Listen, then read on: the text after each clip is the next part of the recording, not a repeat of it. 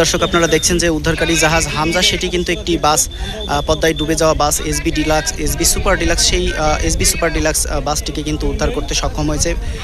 বাসটি কিন্তু ধীরে ধীরে নদীর তলদেশ থেকে কিন্তু আস্তে আস্তে কিন্তু উঠে আসছে উপরে। এখানে ডুবুরি দলের সদস্য যারা রয়েছে তারা কিন্তু এটিকে খুব দ্রুত সময়ের মধ্যেই আসলে উদ্ধার করতে সক্ষম হয়েছেন।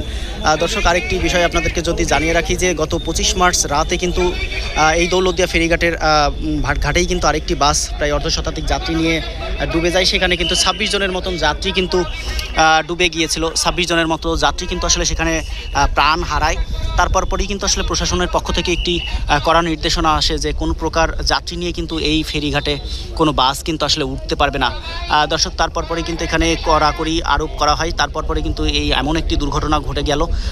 এর প্রেক্ষিতে কিন্তু প্রায় 40 জনের মতন যাত্রী কিন্তু আসলে প্রাণ বেঁচে গেল। এই বিষয়টি কিন্তু আমরা বলতেই পারি। দর্শক আপনারা দেখছেন যে ধীরে ধীরে কিন্তু ফেরি থেকে বাসটি উঠে আসছে, পদ্মা নদী থেকে কিন্তু বাসটি উঠে আসছে।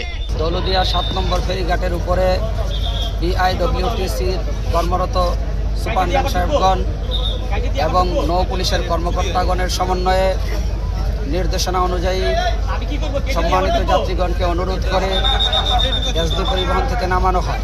সম্মানিত যাত্রীরা এসবি পরিবহন থেকে নামার পরে ড্রাইভার সাহেব, হেল্পার সাহেব এই গাড়িটি কন্ট্রোলের দিকে উঠানোর সময় গাড়িটি নিয়ন্ত্রণ হারিয়ে ব্রেক ফেল হয়ে বরবি ফেরির পিছন সাইডের র্যাম ভেঙে নদীতে পড়ে যায়। ড্রাইভার সাহেব এবং হেল্পার সাহেব সামান্য আহত থাকায় ওনারা চিকিৎসাধীন আছেন। আর এই দুর্ঘটনা ঘটার সাথে সাথে বিআইডব্লিউটিসির অতিরিক্ত প্রধান প্রকৌশলী সহ ঊর্ধ্বতন কর্মকর্তাগণ, ফেরি সার্ভিসের ইউনিট প্রধান সহ নৌ কর্মকর্তারা সাথে সাথে উপস্থিত হন।